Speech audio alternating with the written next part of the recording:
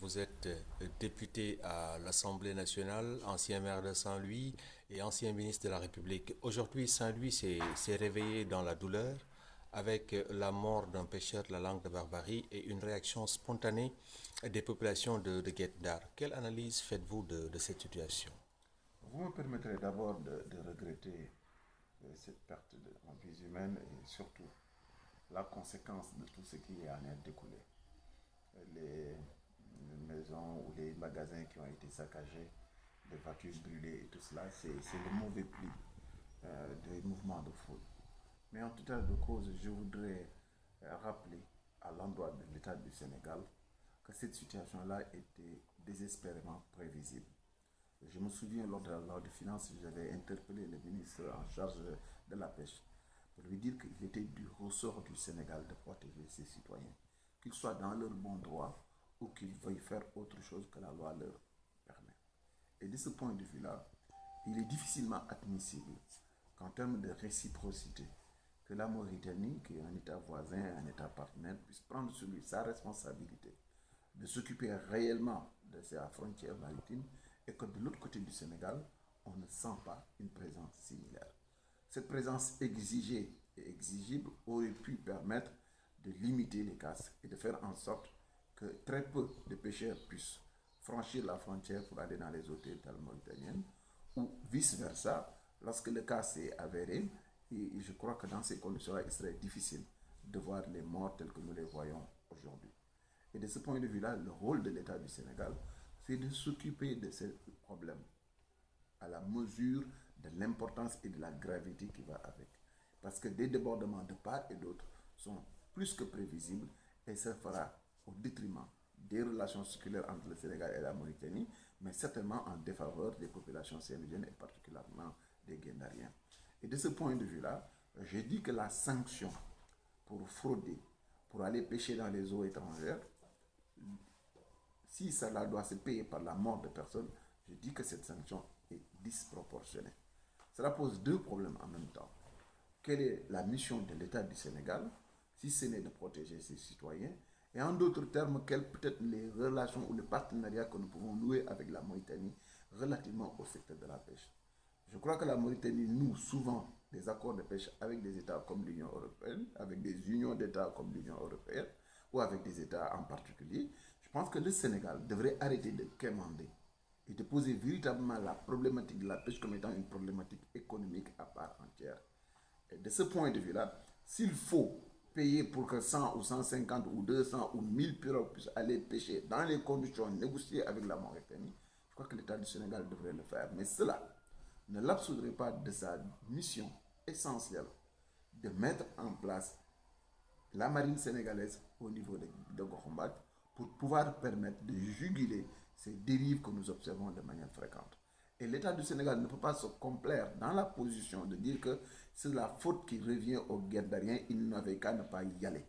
Partout, à l'intérieur du Sénégal, les gens fraudent. C'est dans la nature humaine. Lorsqu'on a senti le besoin de nous organiser en État, c'est pour pouvoir avoir des règles observables par tous ou le fait, ou le cas échéant, avec des sanctions qui vont et qui sont applicables à toutes les personnes qui ne respectent pas la réglementation en vigueur. Et de ce point de vue-là, l'État du Sénégal a une responsabilité pleine et entière dans la situation et dans la détresse des populations saint-louisiennes et particulièrement de Guet-Ndar pour défaut d'assistance. Défaut d'assistance d'abord pour mettre un terme à la transhumance de part et d'autre de la frontière en toute illégalité.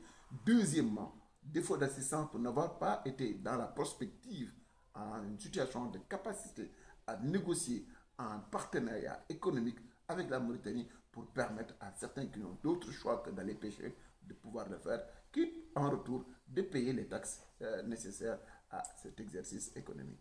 Je pense que de ce point de vue-là, les États n'ont que des intérêts et ce sont ces intérêts-là qui ont guidé le gouvernement mauritanien à changer de posture par rapport à la gestion de sa ressource halieutique. Cette même dynamique devrait nous pousser, nous aussi, à changer de position et à changer de perception de nos rapports pour inaugurer cette donne nouvelle qui est qu'aujourd'hui, l'activité économique, la ressource, les ressources naturelles ou minières sont de la protection des États souverains. Et aucun État aujourd'hui ne peut se permettre le luxe de voir cela être spolié par une autre personne en dehors des règles que vous vous serez librement données. De ce point de vue-là, il faut que nous soyons focus et que nous arrêtions de quémander et que nous allions négocier de partenaire à partenaire ce phénomène-là. Si cela n'est pas possible, il reste du ressort de l'État du Sénégal de mettre la force publique là où il faut pour que les Guet-Ndariens puissent ne plus jamais aller de l'autre côté et être sanctionnés chaque fois qu'ils iront de l'autre côté. Mais sur une autre question qui préoccupe également les populations de la langue de Barbarie, aujourd'hui on a près de 300 familles qui vivent dans des conditions inimaginables à Khariala du fait de l'érosion maritime. Aujourd'hui, une solution, en tout cas, est proposée. Il s'agit d'une construction d'une digue. On parle également de Bislam. Là, j'interpelle l'ingénieur en génie civil que vous êtes. Aujourd'hui, est-ce que vous pensez que aujourd'hui, en tout cas, ces projets ou ces actes que l'État du Sénégal est en train de poser constituent vraiment les véritables solutions à ce problème? L'initiative d'abord est salutaire parce que pour cette fois-ci, au moins, ils se sont réveillés et se sont rendus compte que c'est devenu une impérieuse nécessité que de répondre et de répondre de manière efficace et efficiente à cette problématique liée au changement climatique. Mais la réponse donnée, est-ce que c'est la bonne? Ça, on a chacun une perception propre. De mon point de vue, je pense que ce qui se fait aujourd'hui en termes de gabions positionnés le long de la plage de Gokhumbaji vers Guet-Ndar ne me semble pas être une solution à long terme. Pour la bonne et simple raison, dans un environnement marin, tous les alliages à composantes ferrogineux ou qui comportent du fer à l'intérieur sont susceptibles d'être complètement détruits au fur et à mesure de leur présence dans un environnement marin. Lorsque cela s'avérera, ce ne sera plus de l'eau qui seront jetées sur les maisons, mais ce sera de vrais projectiles en basalte qui vont se retrouver sur les maisons. Et de ce point de vue-là, nous savons très bien que la mise en défense d'une zone aussi fragile suppose des études sérieuses. Et c'est sur cela que moi j'ai des doutes. Parce que lorsqu'on a 3 milliards ou 3 milliards 4 à offrir à une entreprise, aucune entreprise au monde ne vous dira que je ne vais pas pouvoir travailler avec 3 ou 4 milliards. Ils vont encaisser et ils vont vous faire quelque chose à la mesure des 3 ou 4 milliards que vous leur donnerez. Mais est-ce ça la solution de fond? Non.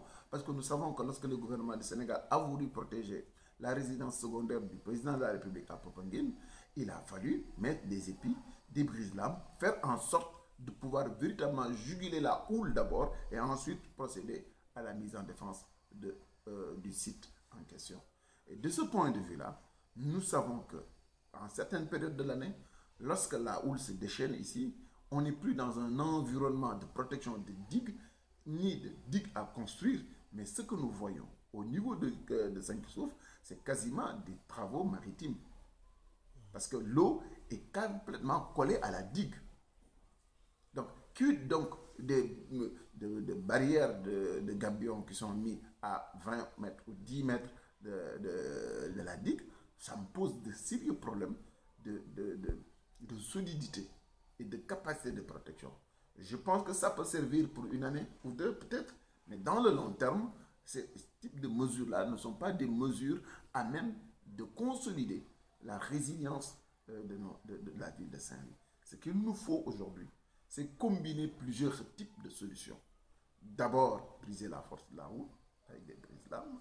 Secondo, essayer de voir dans quelle mesure on pourrait recharger la plage.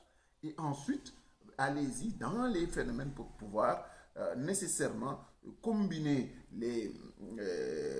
la possibilité de renforcer la digue avec la possibilité de mettre des épis et pour pouvoir certainement recréer ou recharger le sable. Parce qu'il est connu qu'en termes d'érosion côtière, l'érosion au niveau de la côte ouest africaine se fait de nord au sud.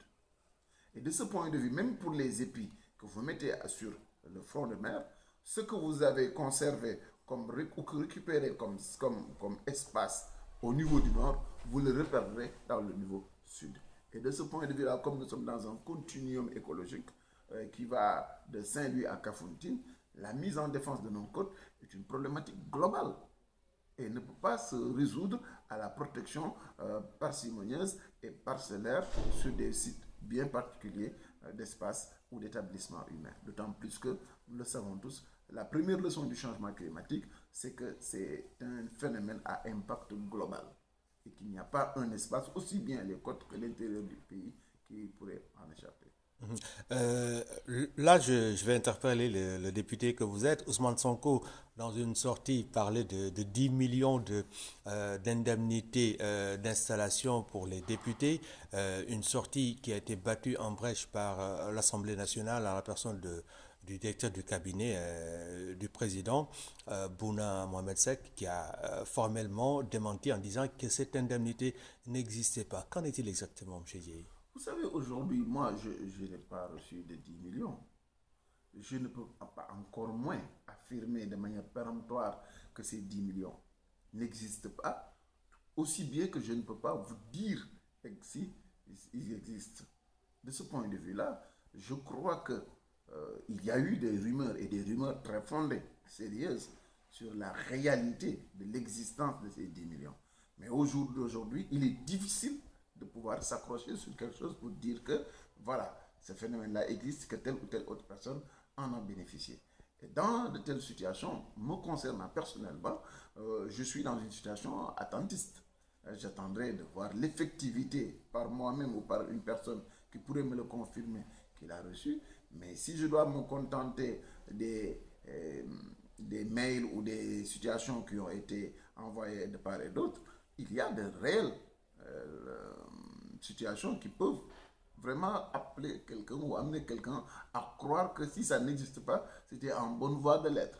Mais cela ne suffit pas, puisque l'administration est écrite. J'attendrai, moi, d'avoir quelque chose sur lequel je pourrais me positionner de manière claire. Mais il n'y a pas de rumeurs sans fondement. Nous sommes à quelques encablures de 2019. 2019, une année électorale, et à les élections locales, et également les élections présidentielles. Quelle est la position de votre formation politique, le FSD/BJ? Mais nous sommes disposés, comme toutes les formations politiques, à nous organiser, à trouver des voies, des moyens pour pouvoir être présents comme toutes les formations politiques qui se respectent dans cet enjeu capital de notre pays. Et c'est pour cela aussi que toutes les questions préalables, qui me semblent être extrêmement importantes, pour qualifier de la sincérité, de la transparence et de la crédibilité de ces élections, sont des questions qui sont essentielles, à mon avis.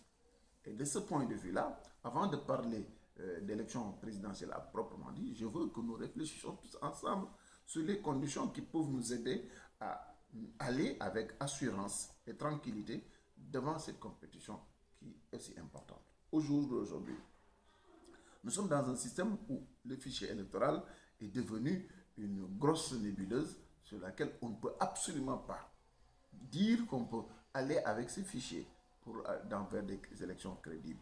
Deuxièmement, tout le processus électoral sénégalais est biaisé. Les rapports avec les partis politiques, le HCC, le HC, comment ça s'appelle encore, l'organe qui s'occupe de la régulation en matière d'audiovisuel, je ne sais même plus quel est son nom, le CNRA, et beaucoup d'autres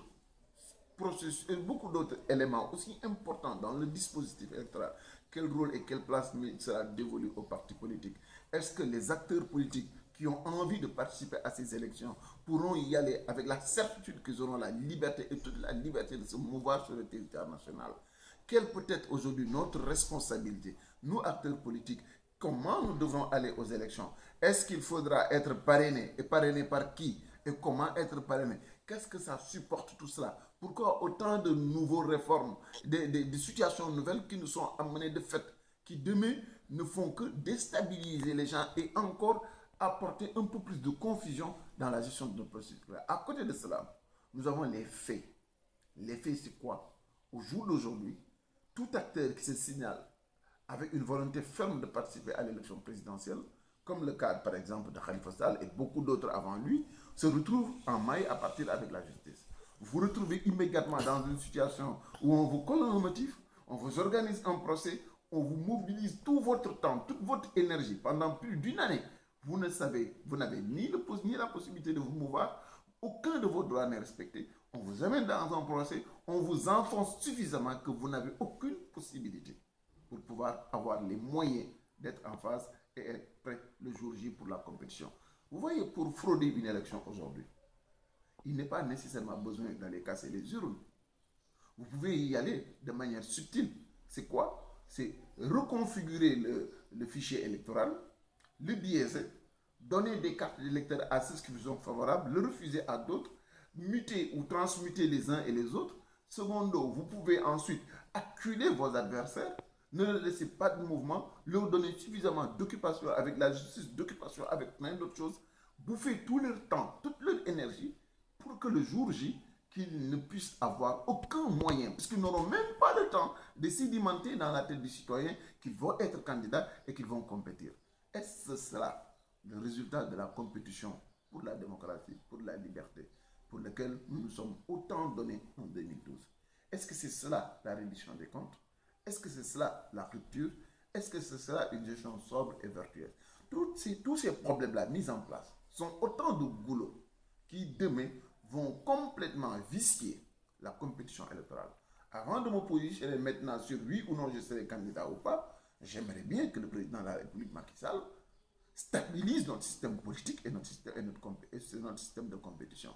Parce que s'il n'y a pas une compétition régulière, si on ne se bat pas à la régulière, si certains, dans un combat de lutte, peuvent venir avec des sabres et des bazookas, alors que les autres ont les mains menottées, je dis que quand même, ce n'est pas pour cela qu'on s'est battu pour le système. Alors, j'ai dit oui pour la présidentielle, parce qu'il est hors de question que le régime de prédation de Macky Sall puisse continuer, mais il y a une première priorité, c'est la lutte pour que les acteurs politiques puissent recouvrer leur liberté, leur capacité de mouvement, leur capacité de mouvoir pour pouvoir eux aussi, le moment venu, être de vrais acteurs dans une compétition à la régulière et à la loyale. Parce que ce qui se fait aujourd'hui, c'est tout sauf ce qui est transparent, c'est tout sauf ce qui est loyal. Nous n'avons que un combat ou une instrumentalisation de notre système politico-judiciaire est là pour broyer des opposants.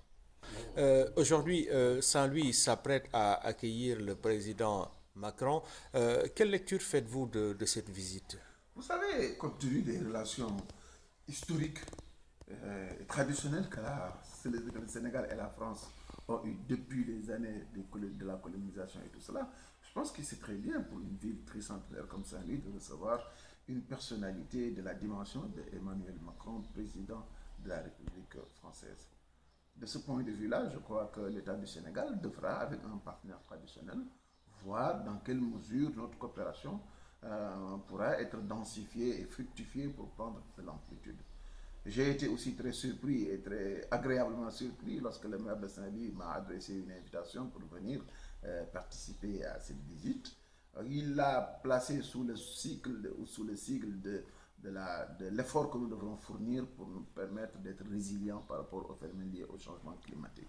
Ce que j'ai salué en lui disant que chaque fois qu'il sera besoin de réflexion ou d'action autour de ce qu'il faut faire pour aider la ville à être résilient, je suis partant et preneur.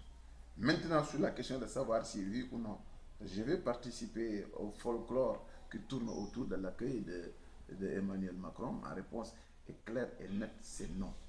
Non, parce que je pense que ce que la France n'offre pas aux pays africains, ce que le président de la République de France n'offre pas à nos présidents lorsqu'ils viennent en France en visite officielle ou en visite d'État, je crois qu'il n'est plus question, de mon point de vue, que nous nous consacrions à ce folklore inutile pour faire des choses qui ne tiennent à rien du tout. Ils viennent pour le changement climatique. La question de fond doit être traitée comme telle et que le Sénégal puisse en tirer le maximum de bénéfices.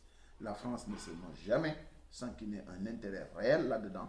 Ils ont dû préparer leur visite. Il nous appartenait à nous de nous organiser pour être à la hauteur de nos partenaires. Sur l'autre aspect, nous sommes dans un pays où il y a un véritable déficit en termes de respectabilité des règles de droit que nous nous sommes donnés. Nous sommes dans un pays où les libertés sont menacées. Nous sommes dans un pays où le président de la République, la clé de voûte de notre système, est devenu un problème pour la République, un problème pour la justice, un problème pour l'état de droit. Sa marque de fabrique, c'est ses reniements, Sa marque de fabrique, c'est le fait de violenter, de molester, de brimer et d'agresser ses adversaires politiques qui sont aussi importants que lui dans la stabilité de notre pays. Parce que l'offre politique au Sénégal est organisée par la Constitution en termes d'un pouvoir que l'on exerce et d'une opposition qui s'oppose. Si nous constatons qu'au Sénégal, il n'y a rien, aucun espace de liberté qui est laissé à l'opposition, il serait hypocrite parce que Emmanuel Macron arrive au Sénégal, que l'on veuille faire valoir une réconciliation ou de belles relations de façade. C'est hypocrite et ça ne sert à rien du tout. Alors, il faut que l'opposition sénégalaise aussi sache raison garder. Il n'y a pas de cause saint-louisienne en dehors de la cause nationale. Saint-Louis n'est pas hors du Sénégal. La réalité de ce qui s'est fait en Saint-Louis impacte nécessairement sur tout ce qui se fait dans ce pays et vice-versa. Comme quand j'entends certains à Saint-Louis arguer de la nécessité d'aller tous nous mobiliser pour aller accueillir Emmanuel Macron, cela me pose un problème. Un problème en ce sens que j'ai l'impression que les gens n'ont pas fait le deuil de la colonisation. Ça fait 58 ans que nous sommes indépendants. Quand j'entends certains parler, j'ai l'impression que c'est le gouverneur du Sénégal, Macky Sall, qui accueille le président de la communauté française dans un territoire colonisé. Et ce n'est plus le cas. Il faut que nous grandissions, que nous sachions que ce que nous devrons faire sur le changement climatique, ce que nous devrons faire en termes de prise en charge de nos territoires, en termes de résilience, ce que nous devrons faire en termes de mise en défense de Saint-Louis, ville patrimoine, cela incombe en premier à l'État du Sénégal. C'est de notre responsabilité. Toute autre personne qui arriverait viendrait en support et en aide à l'action de force et renforcée que l'État du Sénégal mène pour le compte et la protection des citoyens. Lorsqu'un État est capable de dilapider, et je dis bien de dilapider, 1200 milliards dans des broutilles, dans une arnaque politico-financière comme le train express régional qui ne nous sert strictement à rien, cet État-là doit être capable de trouver 10, 15, 17, 20, 25 milliards pour protéger 100 000 personnes qui sont menacées par l'avancée de la mer. Et c'est ça la réalité et c'est ça la vraie problématique que nous devrons faire, auquel nous devrons faire face. Et ça, je crois que c'est un débat et une question essentielle que nous devrons adresser au président de la République et c'est autour de cela que nous attendons des réponses. Je vous remercie, Michel.